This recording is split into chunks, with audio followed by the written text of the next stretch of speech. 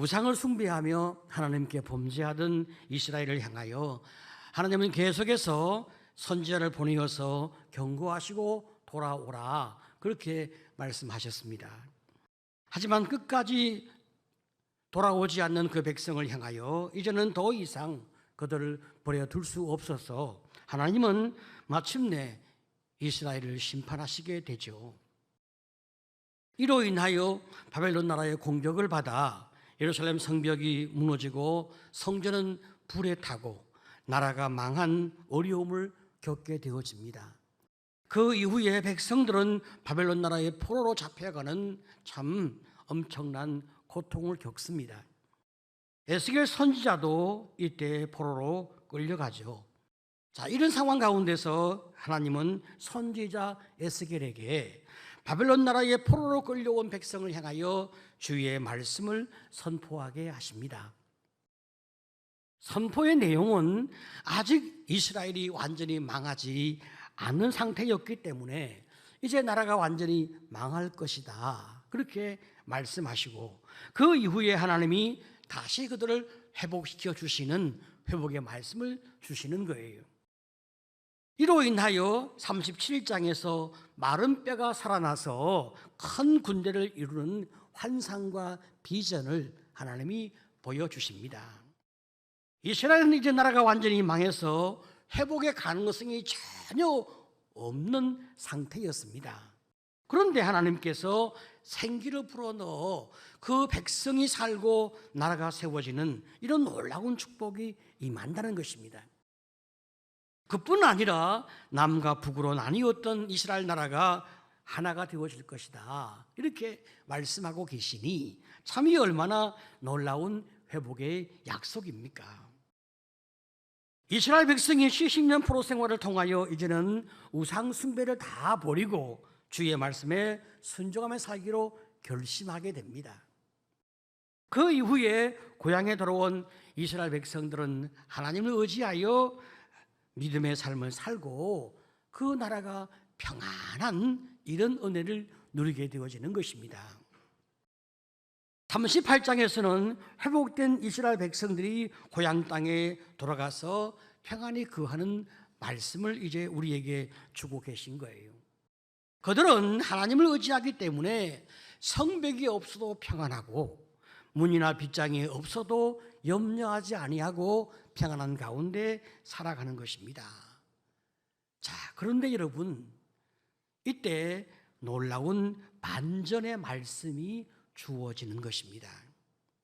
그것은 이스라엘이 평안 가운데 살아가고 있지만 갑자기 적들의 공격을 받을 것이라 말씀하는 거예요.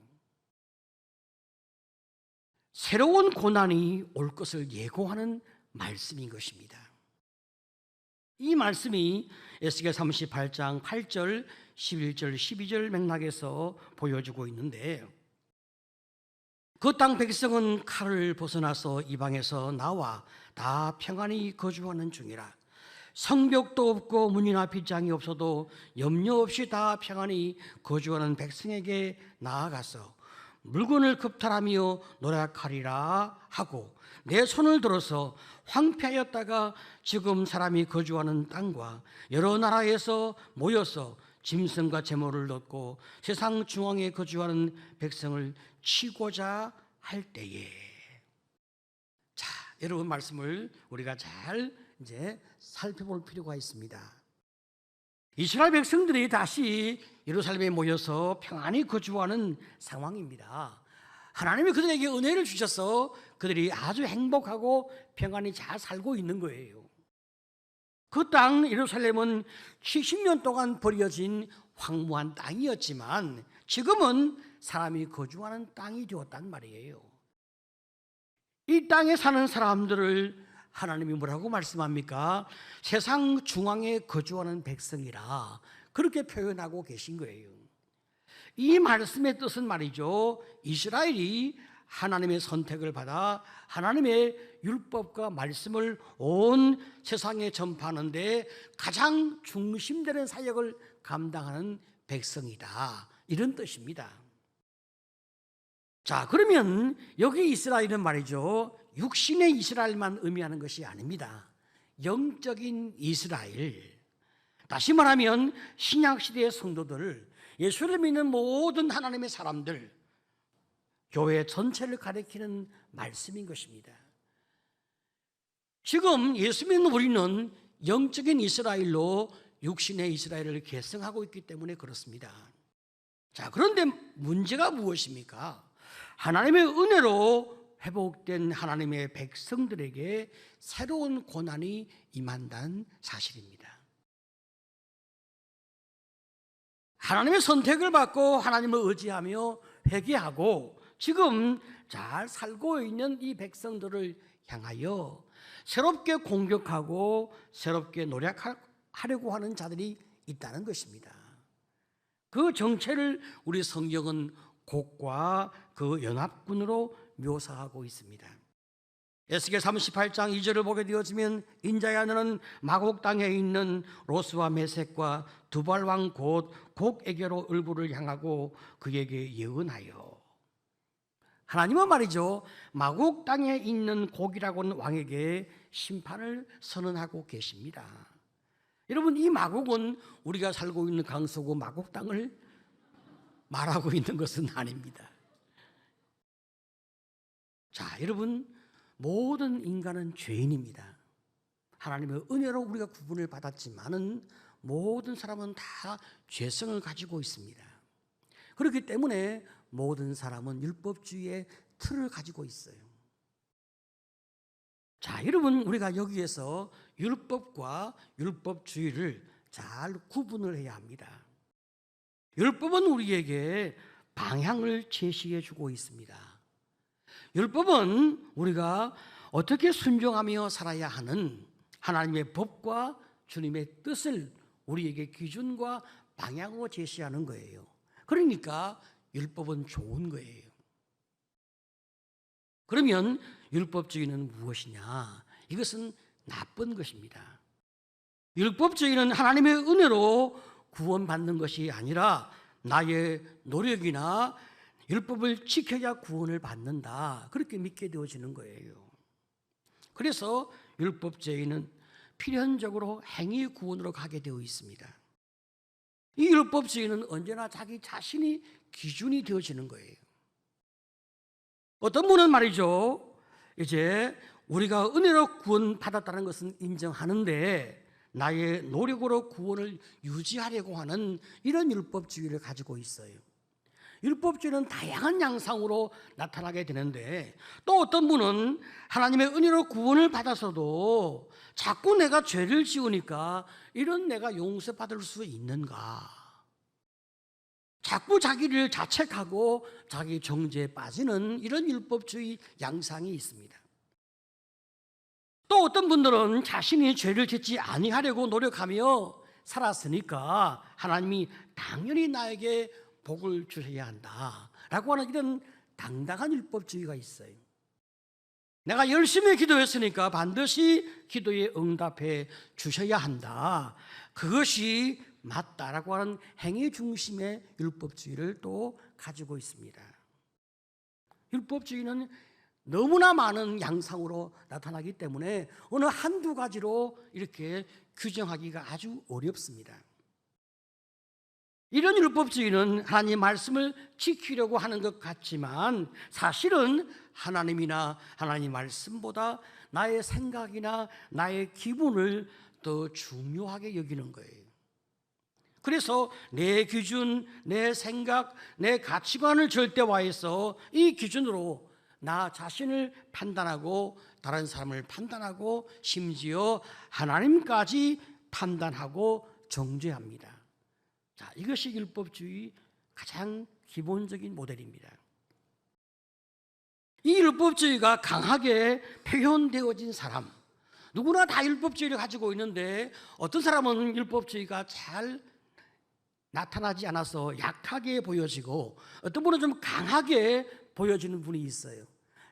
율법주의가 강하게 표현되어지는 분들을 가리켜 현대 심리학에서는 완벽주의라 부르고 강박증을 가지고 있다, 그렇게 말을 하고 있습니다. 이것은 결국 내가 하나님이 되려고 하는 것입니다. 어떤 집안에서는 아버지나 어머니의 말씀이 절대 법이 되기도 합니다. 이것이 율법주의죠. 한번 말을 했으면 거두지를 않습니다. 내가 맞다고 하면 맞는 거야. 시끄러. 더 이상 말을 하면 안 됩니다. 자신의 말이 법이기 때문입니다. 그래서 가족이 고통을 겪게 되는 것입니다. 어떤 사람의 경우에는 겉으로 매우 약한 모습을 보이기 때문에 저 사람은 율법주의가 없지 않을까 이렇게 보여지지만 그 사람의 마음속에도 자기 판단 기준이 분명히 있습니다. 내가 하나님이 되어서 내 기준을 가지고 판단하는 것입니다.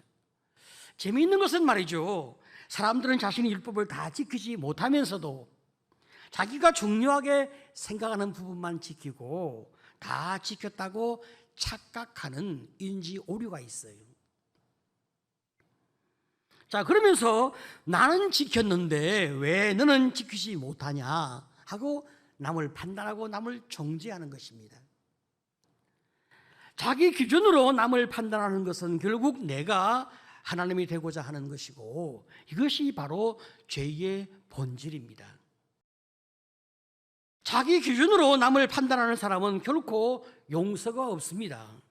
자기 자신도 다 용서하지 못하고 다른 사람도 용서하지 않습니다. 여러분, 율법주의는 예수님이 주신 구원의 복음이 아니라 이 말입니다. 예수님은 우리 모든 죄를 다 용서하시고 우리를 사랑하시고 우리를 무조건적으로 용납하신다는 말이에요. 그런데 율법주의는 하나님의 용서와 사랑을 알 수 없고 누릴 수 없으니 하나님은 이 율법주의를 깨트려 우리에게 고난을 주시는 겁니다. 율법주의가 깨지지 아니하면 우리가 더 깊은 하나님의 은혜를 누릴 수가 없다 이 말이죠. 그래서 예수를 믿어도 고난은 계속되는 것입니다. 내 노력과 내 의지로 말씀대로 살려고 노력은 합니다. 하지만 인생은 달라지지 않습니다. 인간관계나 가족관계는 점점 더 어려워지고 내 삶 속에 경제나 건강이나 여러 삶의 많은 문제가 계속 발생하고 있습니다. 내가 노력한다 해도 하나님이 은혜를 주지 아니하시면 아무것도 되지 않는다는 것을 내가 알 수 있도록 하나님은 내 인생과 내 삶을 다루어 가시는 거예요. 그래서 우리가 평안할 때 잘 살고 있는 것 같을 때 하나님이 고난을 허락하십니다. 내 힘으로 잘 살고 있다고 착각하는 율법주의를 깨뜨리게 하시고 오직 하나님만 의지하며 잘 살게 하시는 거예요. 그래서 곡이 이스라엘을 침략하는 것 하나님 명령에 따른 것입니다. 에스겔 38장 8절 17절을 보게 되어지면 여러 날 후 곧 말년에 내가는 곡입니다. 내가 명령을 받고 그 땅 곧 오래 황폐하였던 이스라엘 산에 이르리니 17절에 내가 하나님이죠. 너 곡에게 내가 너를 이끌어다가 그들을 치게 하리라. 하나님이 이스라엘을 다듬기 위한 도구로 곡이 사용되어지는 거예요. 자, 그러면 곡에게는 아무 책임이 없냐? 그렇지 않습니다. 이 곡을 하나님이 사용하실 때 또 이 곡은 자기를 높이 세우고 교만해집니다. 그래서 악한 마음으로 다른 사람 이스라엘을 괴롭게 하기 때문에 하나님이 곡을 또 심판하게 됩니다. 38장 18절을 보게 되어지면 그날의 곡이 이스라엘 땅을 치러 오면 내 노여움, 하나님의 노여움이죠. 내 노여움이 내 얼굴에 나타나리라. 여러분, 중요한 것은 말이죠, 모든 역사는 하나님의 주권과 통제 아래 있기 때문에 우리는 어떤 상황 가운데 있어도 두려워할 필요는 없습니다. 믿으시기를 축복합니다. 아멘. 결국 모든 것이 예수 안에서 해피엔딩이 될 것입니다. 자, 여러분, 우리 안에 율법주의는 말이죠, 죄의 뿌리와 맞닿아 있기 때문에 율법주의를 버리기가 너무나 어렵습니다. 이스라엘 백성들이 하나님께 심판받은 이유가 무엇입니까? 저들은 하나님과 우상을 동시에 섬기는 혼합 종교로 인하여 심판을 받았습니다. 하지만 이스라엘 백성들은 끊임없이 자신이 옳다고 계속 주장하는 거예요. 왜냐하면 우리가 우상만 섬긴 게 아니라 하나님도 섬겼지 않았습니까? 그런데 왜 이렇게 우리를 자꾸 뭐라고 하십니까? 그들은 자기 자신이 가지고 있는 기준을 가지고 계속 자기의 옳음을 주장합니다. 이것이 율법주의지 않겠습니까? 하나님은 혼합 종교를 죄라고 말씀하지만 이스라엘은 이 정도는 괜찮습니다 라고 박박 우기는 거죠. 마침내 하나님께서 말씀하셔도 듣지 아니하니까 하는 수 없이 그들을 심판하여 바벨론 나라의 포로가 되게 하셨단 말입니다. 70년 포로 생활을 통하여 백성이 정신을 차리고 우상 숭배를 멀리하고 하나님만 섬기게 되었습니다. 그렇지만 자기 기준으로 살아가는 율법주의의 뿌리는 사라지지 않았습니다. 그래서 신약시대 바리새인들이 얼마나 많이 예수님과 대립을 하였습니까? 하나님이 오셔서 바리새인을 만나도 그 바리새인은 자기의 신앙이 있고 자기의 틀이 있으니까 하나님을 하나님으로 받지 아니하고 섬기거나 순종하지 않는 모습을 보여주게 됩니다. 저들은 자신이 중요하게 생각하는 것에 열심을 다해 지키며 자기 자신들을 굳건하게 유지해 왔습니다. 결국은 말이죠, 그들은 율법주의 안에서 헤어나오지 못한 것입니다. 이렇게 스스로 자기를 높이는 율법주의, 내가 옳다고 믿는 율법주의, 이로 인하여 그렇지 못한 사람들을 비난하며 서로 정죄하는 거예요. 예수님이 오셔서 행위가 아니라 은혜로 구원을 받았다는 복음을 주셔도 율법주의 뿌리는 여전히 남아 있었어. 오늘 예수 믿는 우리도 율법주의 사고에서 벗어나지 못하고 믿음의 생활을 하고 있습니다. 여러분, 우리 나름대로 열심히 신앙생활을 하는 거예요. 그래서 내 판단으로 남을 정죄하고 남을 생각합니다. 하나님 앞에 우리가 용서 입고 은혜를 입고 있지만 그 은혜와 용서와 사랑과 축복을 기억한다면 우리는 남을 판단할 게 아무것도 없고 심지어 나 자신마저도 판단할 것이 없단 말이죠. 그런데 우리는 이 기준을 내려놓을 수가 없는 거예요. 절대 선이신 하나님 앞에 여러분, 인간이 가지고 있는 것은 다 악이고 죄뿐인데 안타깝게도 사람들은 한 사람도 예외 없이 자기 기준을 가지고 하나님의 은혜를 어느 정도는 수용하지만 내 틀로 신앙의 생활을 하고 있는 것입니다.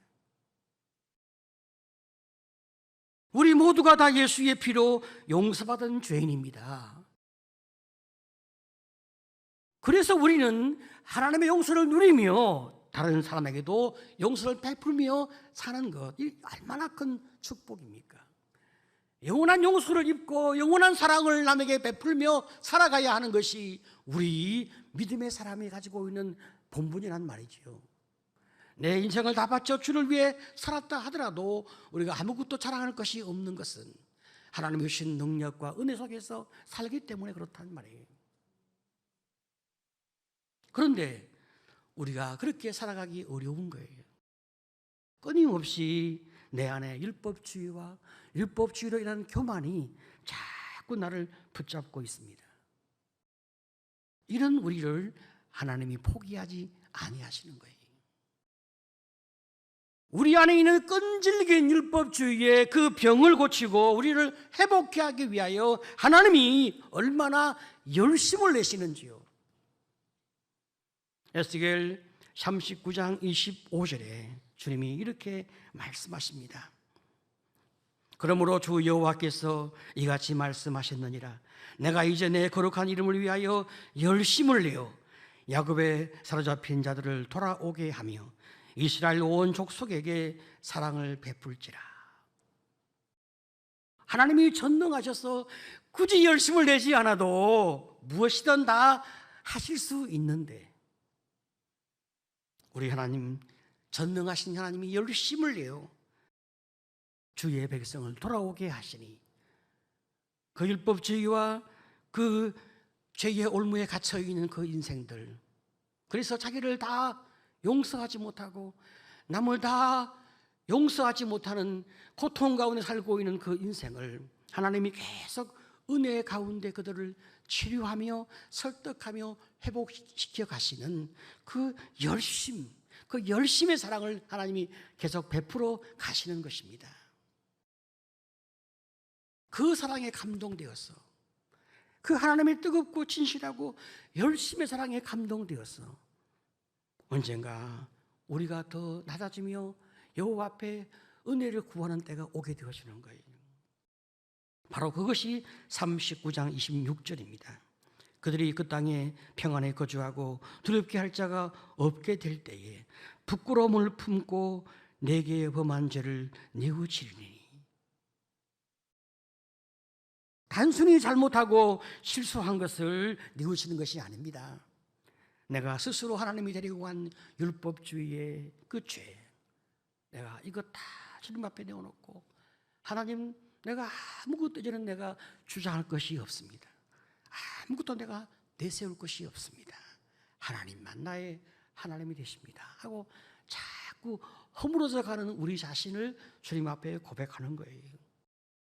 이런 은혜를 입고 있는 우리에게 하나님께서 놀랍게 하나님 자신을 우리에게 다 쏟아 부어 주었다, 그렇게 말씀하고 계신데요. 그 말씀이 29절입니다. 우리 같이 한번 읽어보겠습니다. 자, 시작. 내가 다시는 내 얼굴을 그들에게 가리지 아니하리니 이는 내가 내 영을 이스라엘 족속에게 쏟았음이라. 주 여호와의 말씀이니라. 아멘. 성령께서 우리 안에 임재하심으로, 뜨겁게 임재하심으로 주님과 내가 분리되지 않는 더 깊이 하나가 되는 은혜를 누리게 하시는 거예요. 그래서 어떤 상황 가운데서도 하나님이 나를 지켜주시고 보호하시고 내게 축복하시는구나, 주님을 더 깊이 아는 자가 되게 하시는 거예요.